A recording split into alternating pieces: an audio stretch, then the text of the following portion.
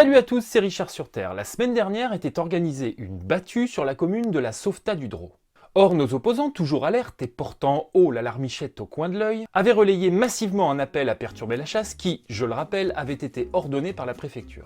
L'ASPAS, joyeuse bricole animaliste, avait, par le biais de sa déléguée locale, envoyé un courrier dénonçant la chasse au renard et demandant au maire de faire interdire la battue. Vent debout, la révolte est en marche. Ce que je veux, c'est que vous, partout, vous alliez le faire gagner, parce que c'est notre projet. Le problème, c'est qu'au bout du compte, une seule personne s'est pointée.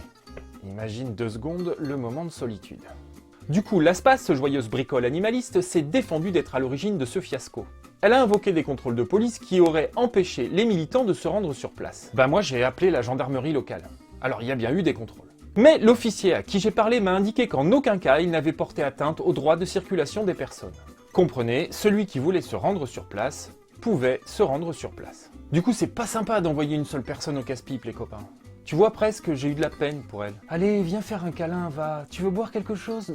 Non, les gars, c'est pas cool. Servez-lui une grenadine, franchement. Laissez-moi vous lire un extrait de la lettre envoyée au maire et rédigée par l'ASPAS. Les animaux ont une conscience. Les scientifiques l'ont bien démontré et ils ont démontré également que c'est seulement la prédation naturelle qui peut maintenir un niveau acceptable d'équilibre écologique, mais qu'elle ne peut véritablement produire ses effets qu'à la condition que l'homme n'intervienne pas. Cette position est absolument ridicule et démontre, s'il en était encore besoin, que ces groupuscules nagent dans un océan de nounours en peluche. Notre mode de vie occidental est de fait un déséquilibre majeur. Et il ne suffit pas de fermer les yeux en trépignant comme un enfant gâté pour appréhender le début du commencement de la moindre explication de la complexité d'un écosystème.